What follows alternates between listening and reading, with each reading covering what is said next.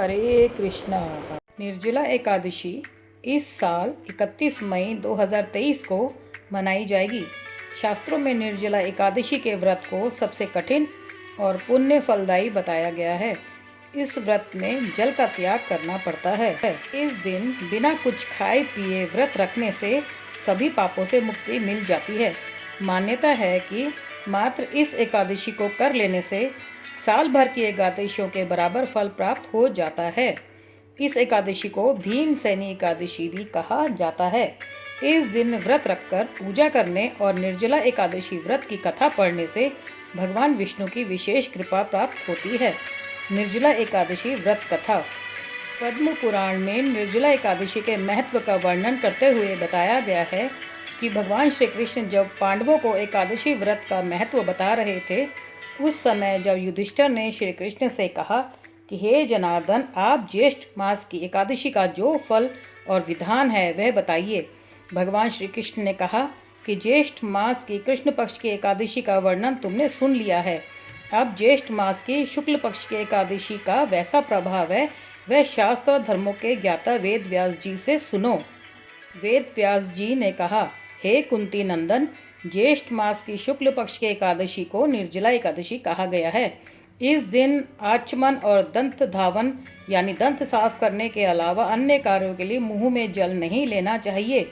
इससे यह व्रत भंग हो जाता है।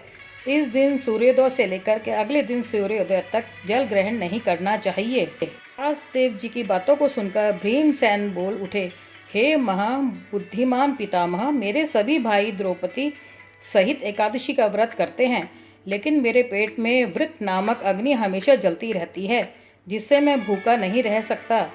जब तक मैं जी भरकर भोजन न कर लूं, यह अग्नि शांत नहीं होती। इस पर व्यास जी ने कहा कि अगर तुम्हें स्वर्ग की अभिलाषा है तो तुम्हें एकादशी का व्रत करना ही चाहिए।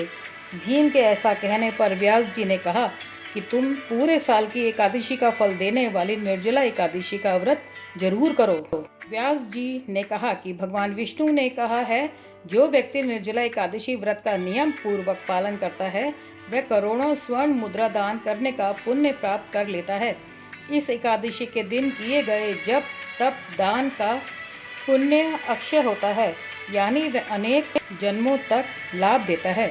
जो व्यक्ति इस एकादशी का व्रत करते हैं उनके सामने मृत्यु के सामने यम के दूत नहीं आते, बल्कि भगवान विष्णु के दूत जो पीताम्बर धारण किए होते हैं वह विमान में बिठाकर अपने साथ ले जाते हैं। पद्म पुराण में कहा गया है कि निर्जला एकादशी व्रत की कथा को कहने और सुनने से भी ग्रहण के दौरान किए गए दान के बराबर पुण्य प्राप्त हो जाता है। निर्जला एकादशी को सभी व्रतों में श्रेष्ठ माना गया है, क्योंकि ये व्रत किसी भी प्रकार के भोजन और पानी के बिना किया जाता है। निर्जला एकादशी साल की 24 एकादशियों के तुल्य है। द्वापर युग में भीमसेन ने भी निर्जला एकादशी का व्रत किया था। इस वजह से इसे भीमसेनी एकादशी भी कहते हैं। पूजा विधि। निर्जला एकादशी के दिन सुबह जल्दी उठकर स्नान करें, स्वच्छ पीले वस्त्र धारण करें और अपने ऊपर गंगा जल का छिड़काव करें। पवित्र मंत्रों का जाप करते हुए सूर्य देव को जल अर्पित करें।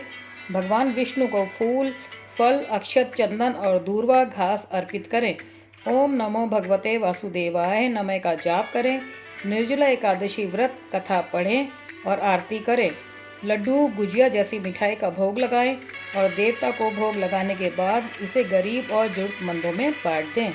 इस एकादशी का व्रत करने से सभी कष्टों से मुक्ति मिलती है।